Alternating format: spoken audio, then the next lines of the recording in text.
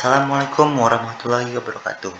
Saya Rejan Dikainus dengan NIM 64231111. Pada video ini saya akan menjelaskan tutorial hingga interpretasi langsung dari dua saham yang merupakan bagian dari tugas individu, manajemen sekuritas dan portofolio. Di mana dalam tugas yang dimaksud ini beberapa detail informasi telah diberikan untuk mempermudah proses interpretasi yang dimaksudkan.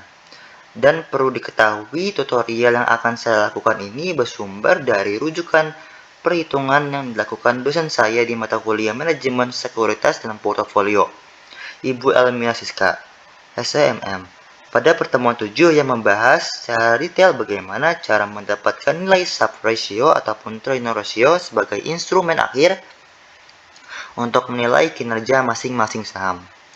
Lalu sebagai informasi tambahan, ada bobot saham sebesar 50% pada masing-masing saham, tingkat bebas risiko atau RF sebesar 4%, return pasar atau RM sebesar 10%, beta saham A sebesar 1,2, dan beta saham B sebesar 0,8. Yang artinya di sini, dalam tutorial ini akan lebih membahas bagaimana caranya mendapatkan nilai expected return, standar deviasi, return dan risiko portofolio, hingga sub ratio dan Treynor ratio. Tahap pertama untuk menentukan nilai expected return ialah dengan melakukan pencarian nilai return realisasi masing-masing saham dengan cara membagikan nilai harga akhir dengan harga awal lalu dikurang 1. Harga akhir dibagi harga awal lalu dikurang 1. Hal ini juga berlaku untuk periode-periode berikutnya dan begitu pula untuk saham yang B.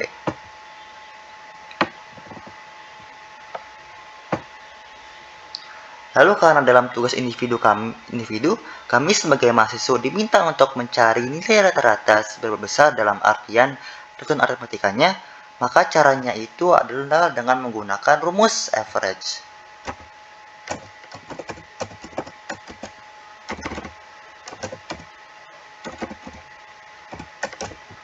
Average dari tiap komponen yang telah dihasilkan.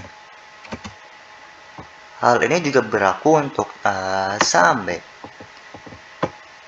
Dari nilai return rata-rata yang dihasilkan ini, maka kita dapat mengetahui bahwa return saham B lebih tinggi nilai daripada return saham A dengan nilainya itu sebesar 3,31%. Langkah selanjutnya adalah dengan mencari nilai return relatif dari tiap masing-masing saham. Caranya itu adalah dengan menambahkan angka 1 dari tiap return realisasi yang dihasilkan. Dan hal ini juga berlaku untuk tiap periode berikutnya dan pada saham B juga. Oke, langkah selanjutnya adalah mencari nilai 1/n untuk rumus akhir return expected return, yang dimana nilai n ini diambil dari periode pada perhitungan saham ini, dimana periode yang dimaksudkan itu adalah sebesar 1/3 karena ada 3 periode yang dihitungkan pada tabel ini. Oke, langkah selanjutnya untuk mencari nilai expected return adalah dengan menggunakan produk dari tiap-tiap return relatif yang dihasilkan. Begitu pula untuk return relatif saham B.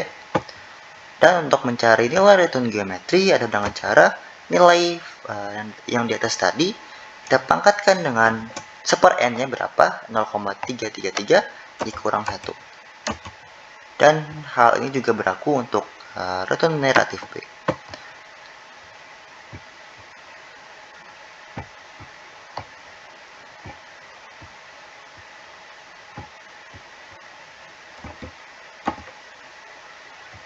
Yaitu yang di atas ini kita pangkatkan dengan 0,33 dikurang 1. Hasilnya ada 3,23%. Yang artinya saham B lebih menghasilkan tingkat expected return yang lebih tinggi daripada saham A. Langkah selanjutnya adalah kita akan mencari nilai standar deviasi dari masing-masing saham A dan saham B. Standar deviasi di sini memerlukan nilai return realisasi masing-masing saham dengan expected return yang didasarkan sebelumnya. Jadi nilai returnisasi saham yang A kita akan pindahkan ke sini semuanya.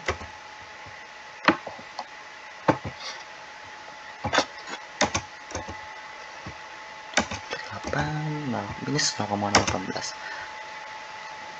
Dan expected return dari saham A yaitu sebesar 2,60%.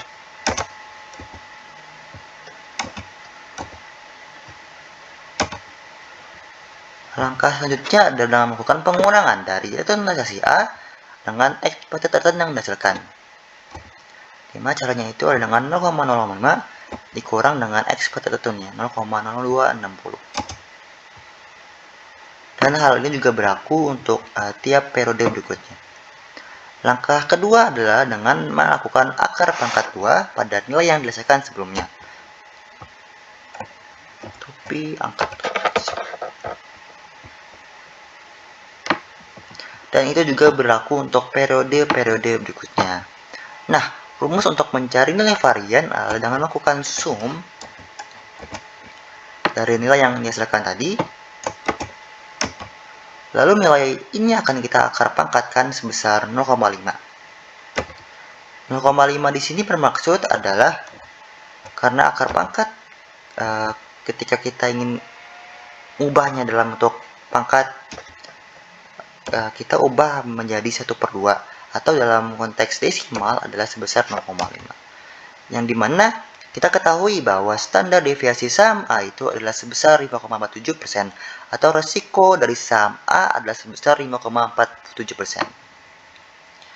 Mana nilai ini itu cukup beresiko tinggi, di mana nilai return relatif A atau return expected dari saham A hanya sebesar 2,60%. Selanjutnya, kita akan mencari standar deviasi dari saham B dengan memasukkan returnisasinya terlebih dahulu.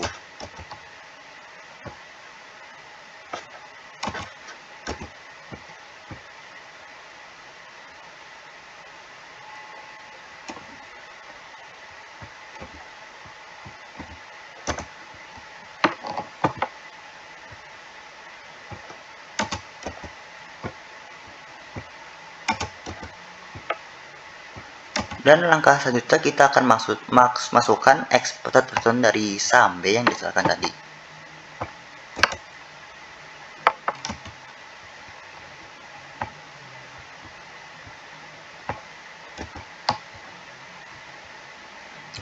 %3,23%.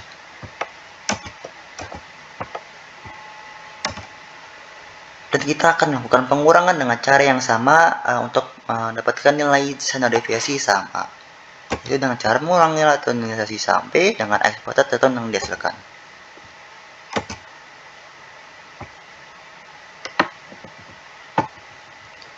Dan kita akan melakukan akar pangkat dari nilai yang dihasilkan tadi.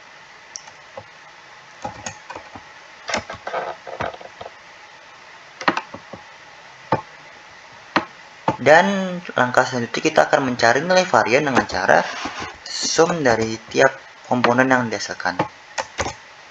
Langkah terakhir adalah dengan melakukan akar pangkat sebesar 0,5 dari nilai yang menghasilkan varian.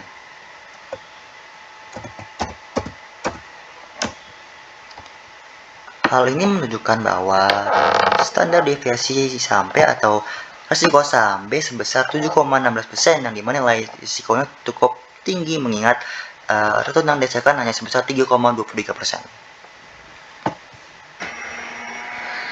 Oke, langkah selanjutnya adalah kita akan melakukan pencarian portofolio dari portofolio dengan nilai return, risiko, dan beta sahamnya.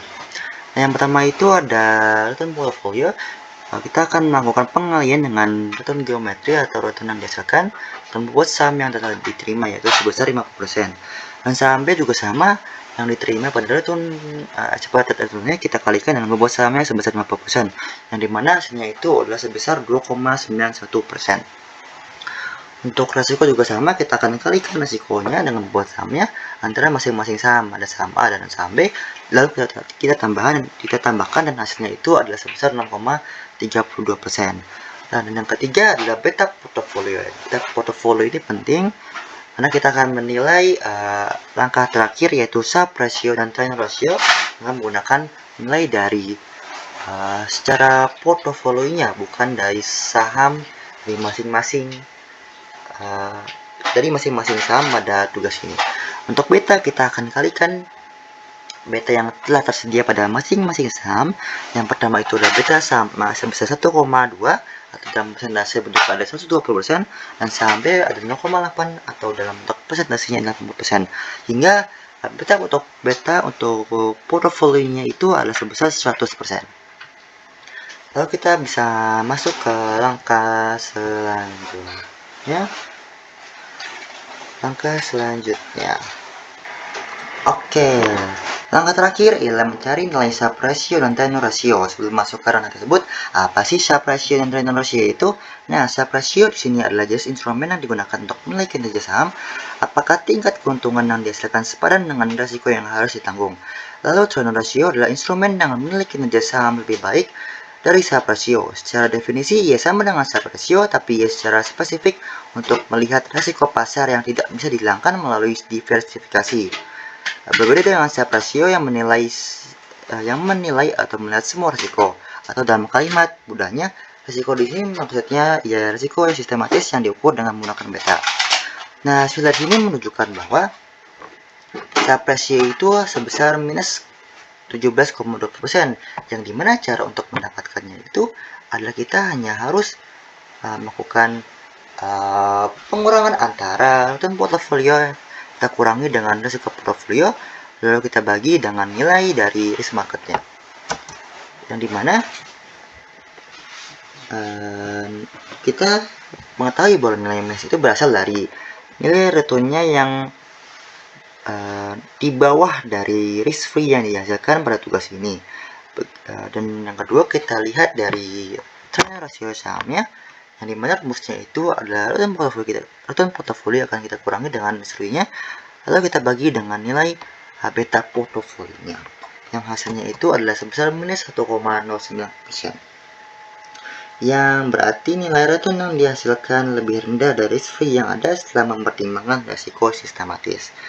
Nah, interpretasi dari nilai Sharpe ratio ini ialah keputusan investasi yang dilakukan dianggap kurang tepat karena berani mengambil risiko yang tinggi namun imbalan yang tidak sepadan atau sia-sia, dan dalam artian low return high risk. Dan lalu dari sisi Trend ratio-nya itu yang bernilai negatif, menunjukkan bahwa portofolio di sini belum mampu menghasilkan return yang lebih tinggi daripada tingkat return bebas risikonya. Dengan demikian, kinerja portofolio dinilai kurang baik karena investor tidak memperoleh kompensasi memadai atas risiko sistematis yang ditanggungnya. Mungkin sekian dari apa yang saya sampaikan pada tugas pertama kali ini. Tugas kedua yaitu memberikan keputusan manajerial investasi, yang dimana instrumen untuk menentukan keputusan itu akan dilihat dari evaluasi masing-masing rasio seperti Sharpe, Traynor, dan Denson. Dan pada ketiga saham yang berbeda, sekaligus dari portofolio optimal yang dilihat dari kurva efisien frontiernya. Nah, kurva efisien frontier ini dinilai sebagai aspek penting untuk menilai keputusan manajerial.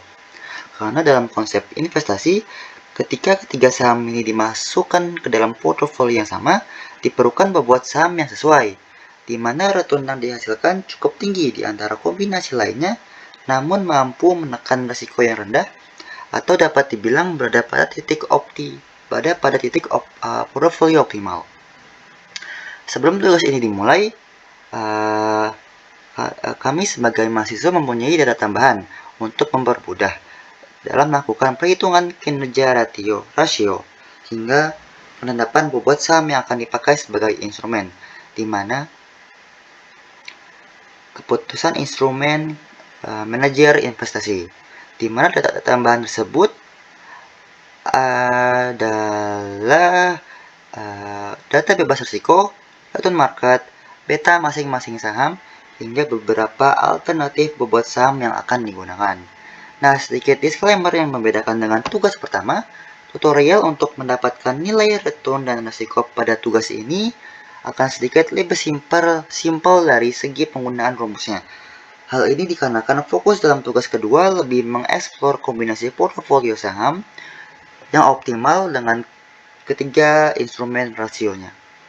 Nah, langkah pertama adalah kita harus menentukan terlebih dahulu nilai return realisasi masing-masing saham, di mana caranya adalah dengan membagi nilai harga akhir masing-masing saham dengan harga awalnya, lalu kita kurang 1. Sama dengan harga akhir kita bagi dengan harga awal, lalu dikurang 1. Jangan lupa buka kurung dan tutup kurung.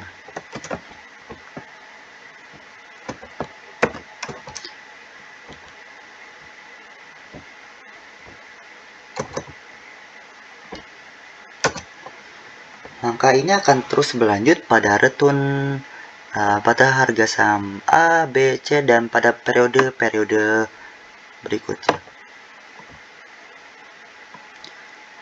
Semuanya sama, harga akhir kita bagi dengan harga awal, lalu kita kurang dengan H1. Dan hasilnya terlihat pada tabel berikut ini. Nah, langkah selanjutnya adalah kita akan langsung mencari nilai return rata-ratanya, di mana nilai ini didapatkan dengan menjumlahkan periode return realisasi dengan jumlah periode yang ada di tabel tersebut, atau dalam rumus Excel kita akan menggunakan average.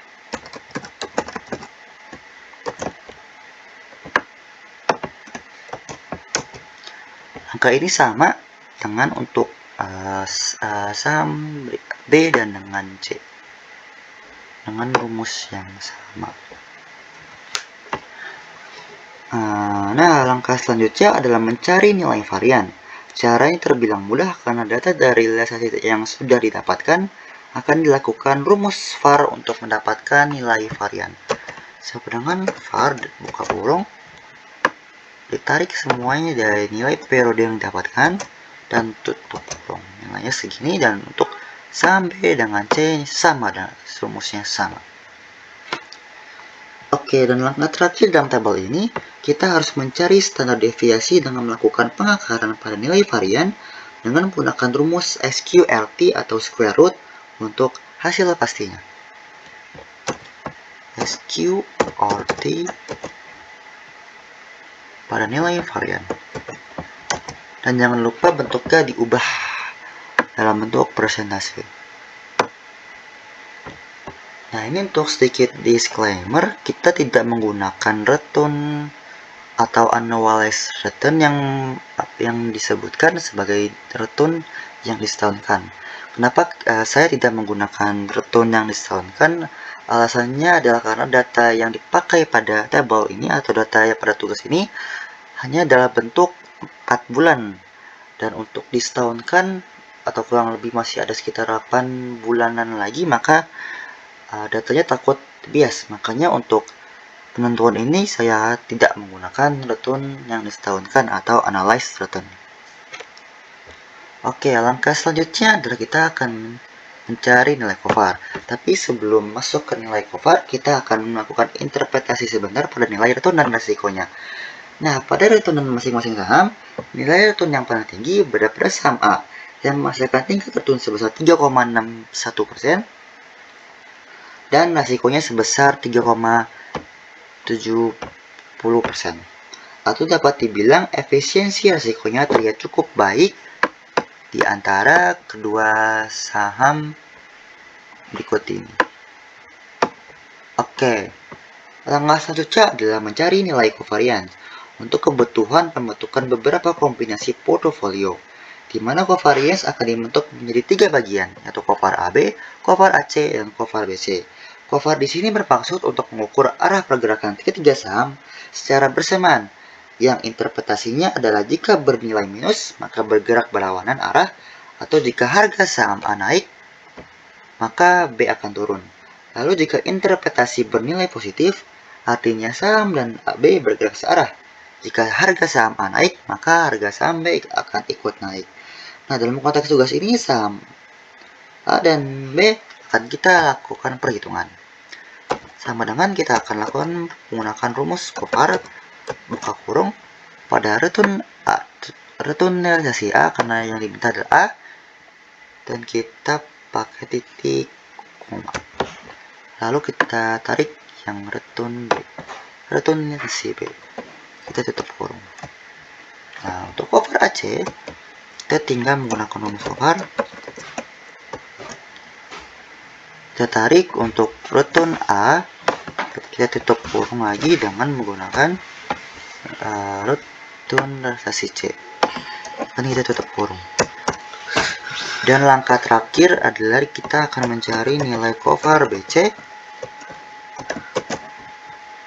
dengan menarik return realisasi B dengan titik koma return realisasi C.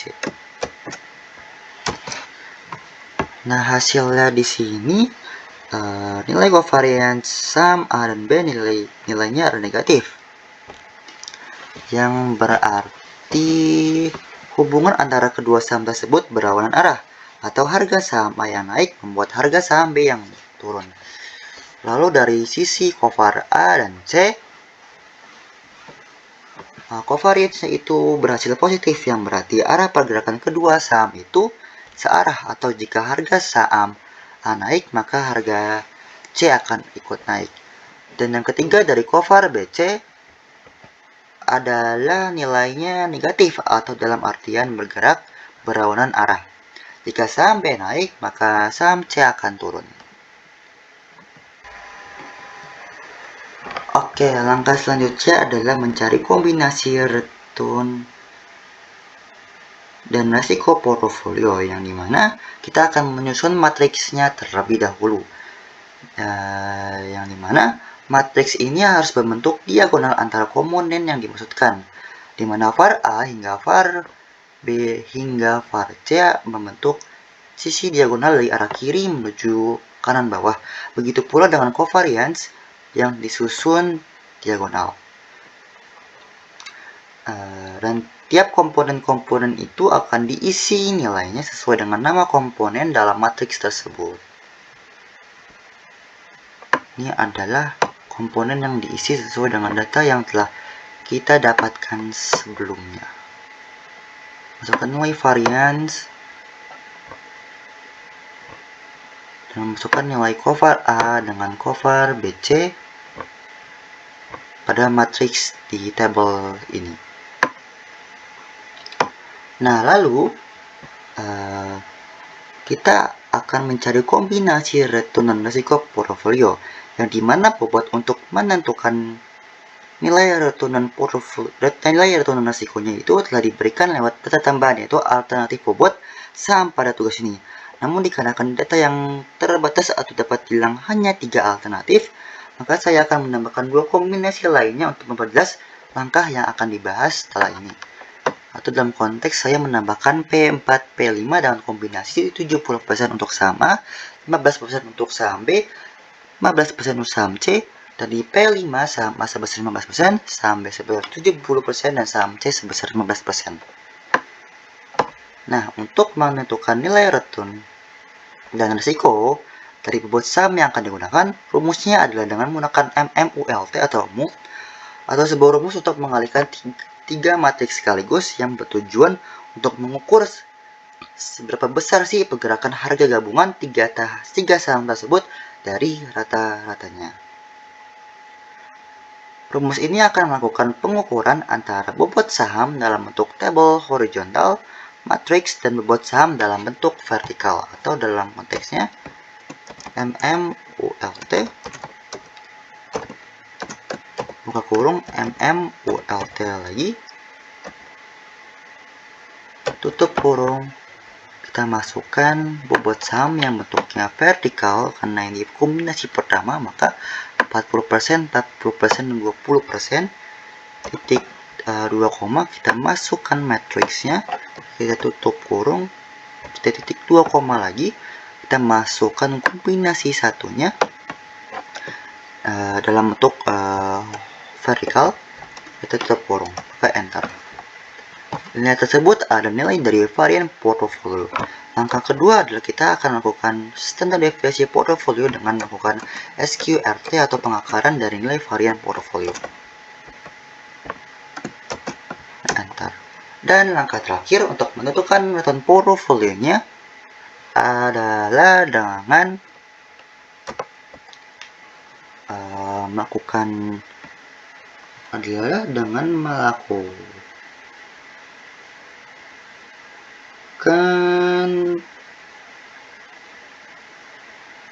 penjumlahan rata rata dan mengalihkannya dengan bobot sahamnya, atau dengan menggunakan sum products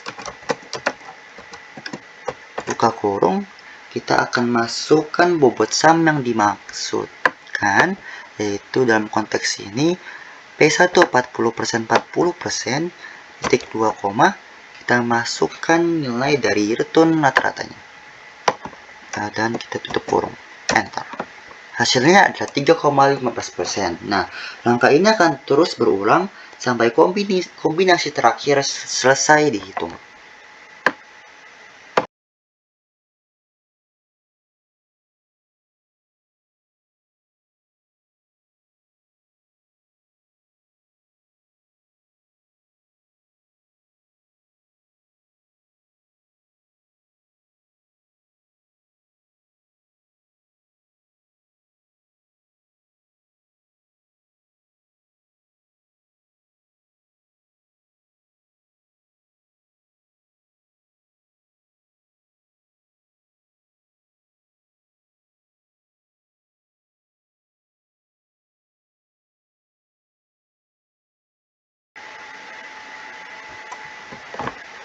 Setelah langkah tersebut selesai, kita akan memindahkan masing-masing return dan risiko pada tabel pembentukan beberapa kombinasi portofolio sesuai dengan pembobotan saham-sahamnya.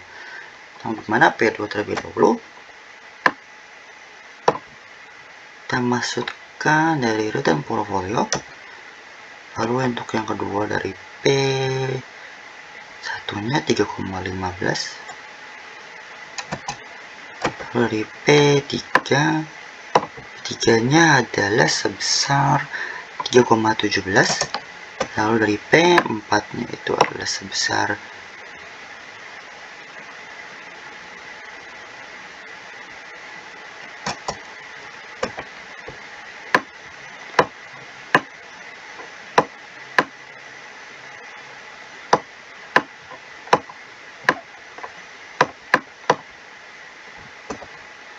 dan dari P5 nya adalah sebesar 3,4.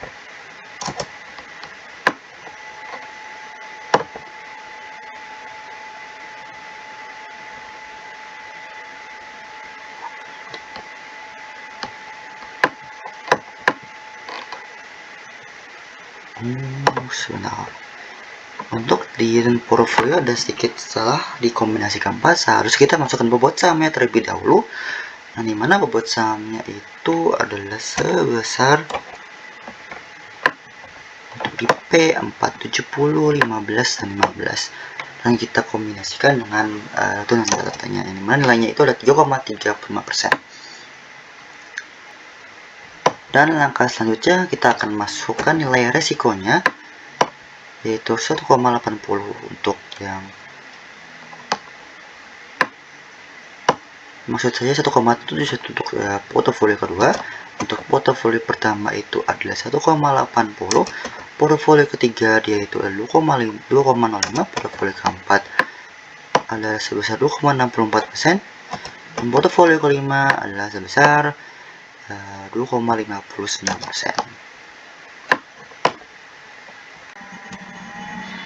Setelah melakukan hal tersebut, maka kita telah mendapatkan nilai return dan risiko dari masing-masing bobot saham yang telah kita tentukan sebelumnya.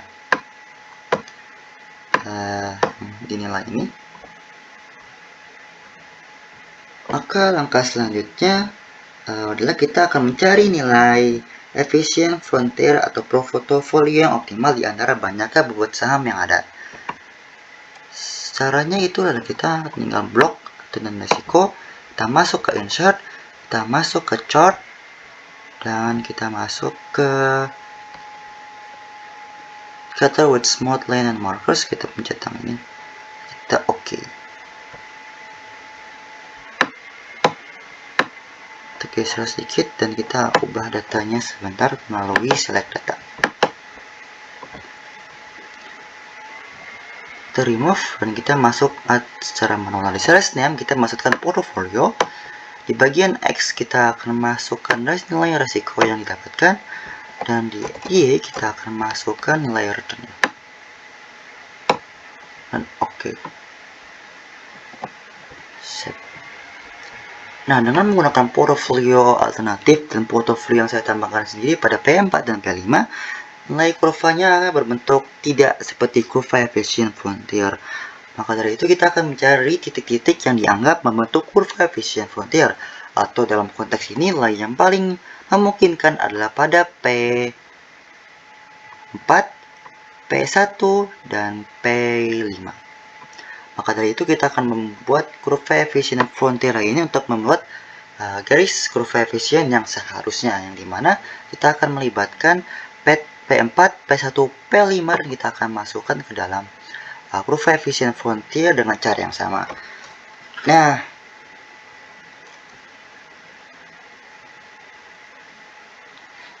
dengan titik,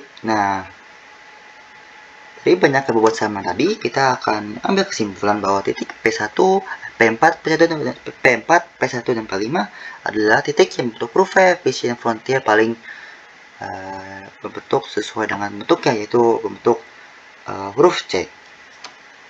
Nah, penggunaan bobot saham yang saya tambahkan ini berlandaskan karena bobot saham alternatif yang diberikan tidak membentuk kurva efisien frontier yang semestinya, di mana bisa dilihat bentuknya tidak berbentuk huruf C yang seperti ini. Maka dari itu bobot saham yang dipakai dianggap kurang banyak dan bentuknya akan bias.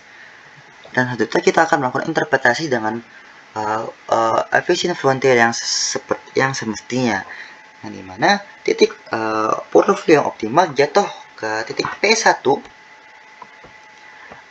karena titik ini menghasilkan tingkat resiko paling rendah di antara semua pilihan bobot saham, namun tetap memberikan tingkat return yang kompetitif. Nah, langkah terakhir untuk menuju keputusan manajer investasi adalah mengetahui instrumen hasil dari ketiga rasio yang digunakan. Namun sebelum dari itu, kita harus ketahui terlebih dahulu nilai betanya yang kita akan pakai. Caranya adalah melakukan pengalian beta yang sudah diperoleh melalui data tambahan dengan bobot saham yang dianggap optimal dalam kursus ini, atau dapat dibilang P1. Dapat dibilang betanya untuk saham A ada 120% atau 1,2, saham B adalah 0,8 atau 80%, saham C adalah 0,1 atau 1,0 atau 100%. Dan untuk bobot saham yang dipakai adalah 40% untuk saham A, 40% untuk saham B, dan 20% untuk saham C sesuai dengan titik optimalnya itu adalah P1. Dan hasil untuk bobot dan hasil untuk beta portofolionya itu adalah sebesar 100% atau nilainya adalah 1. Nilai 1 ini berarti nilai 1 yang dihasilkan pada beta saham ini memiliki arti bahwa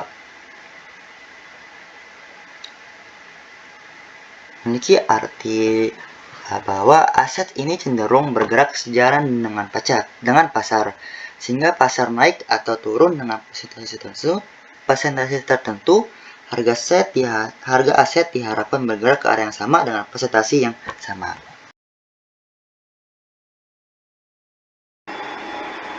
Oke, langkah terakhir adalah kita akan masuk ke perhitungan untuk mencari sub rasio, turnover rasio, dan Jensen rasio dari portofolio yang kita dapatkan.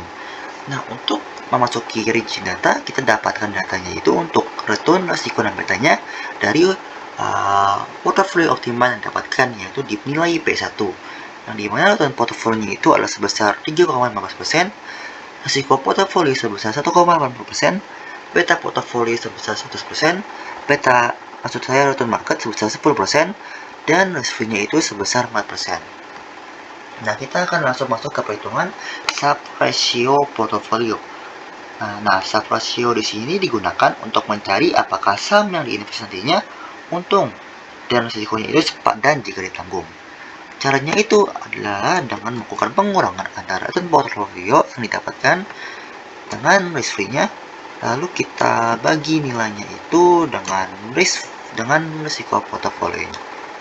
Nah, hasilnya itu adalah sebesar minus 47,31%, yang berarti nilainya itu menunjukkan bahwa sub ratio bernilai negatif, yang artinya tingkat return yang dihasilkan di bawah dari nilai risk-free atau dapat disebut keputusan investasi yang buruk. Yang kedua, dari sisi tenor rasio portofolio yang digunakan untuk mencari keuntungan yang sepadan dengan risiko yang ditanggung, namun menggunakan risiko sistematis lain atau beta. Caranya itu adalah dengan melakukan pengurangan antara return portofolio, lalu kita kurangi dengan risk-free-nya, dan kita bagi dengan nilai beta portofolionya.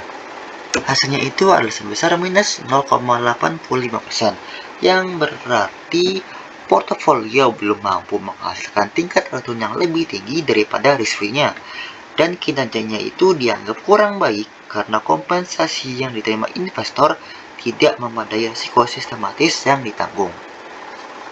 Terakhir, kita akan melakukan perhitungan Jensen Ratio Portfolio, yang dimana dia digunakan untuk mengetahui nih apakah suatu portofolio itu berkinerja lebih baik atau lebih buruk dibandingkan dengan benchmark atau tolak ukurnya setelah memperhitungkan tingkat risiko sistematis. Caranya itu adalah dengan melakukan pengurangan antara portofolio. Kita buka kurung, masukkan nilai return market, kita tambahkan nilainya, buka kurung lagi, risk free, mohon maaf, kita masukkan risk free-nya, diapit, kita tambah, buka kurung lagi, kita masukkan nilai return marketnya itu berapa, kita kurangi dengan risk free-nya lagi, kita tutup kurung lagi, kita kalikan nilai tersebut dengan beta portofolio. Hasilnya itu adalah sebesar minus 6,85%, yang menunjukkan bahwa Jensen-nya itu mengalami ketertinggalan performa yang sangat besar dibandingkan risiko yang diambil. Nah, dari interpretasi yang dilakukan, maka keputusan manajerial investasinya itu adalah dengan melakukan strategi analisis dan perbaikan komposisi saham. Nah, strategi yang tepat adalah kita akan melakukan 3 langkah. Yang pertama, melakukan evaluasi menyeluruh terhadap portofolio untuk mengidentifikasi saham-saham mana nih yang memberikan kontribusi negatif terhadap kinerja berdasarkan hasil evaluasi tersebut. Dan perlu dipertimbangkan kembali tindakan pelepasan aset pada saham yang prospek fundamentalnya itu telah mengalami penurunan signifikan. Kedua, kita melakukan restrukturisasi dan rebalancing portofolio dengan mengalokasikan kembali dana dari saham yang berisiko tinggi menuju saham-saham berfundamental kuat, seperti saham blue chip atau sektor defensif yang memiliki tingkat risiko lebih stabil dan rekam jejak pembagian dividen yang konsisten. Nah, langkah ini bertujuan untuk menciptakan portofolio yang lebih seimbang dan sehat. Dan langkah terakhir, melakukan penyesuaian pendekatan investasi dengan mengurangi aktivitas perdagangan jangka pendek yang sifatnya itu agresif dan beralih ke strategi investasi yang lebih berorientasi jangka panjang, seperti value investing maupun investasi berkala atau dollar cost averaging. Nah, apabila dalam evaluasi berikutnya kinerja portofolio ini masih belum menunjukkan perbaikan yang memadai, maka solusinya itu adalah pengalihan dana ke instrumen seperti reksadana, indeks, dan dapat menjadi alternatif yang lebih rasional untuk memperoleh kinerja yang setidaknya sejalan dengan pasar. Mungkin sekian dari apa yang saya bahas pada keputusan manajer investasi ini di tugas kedua.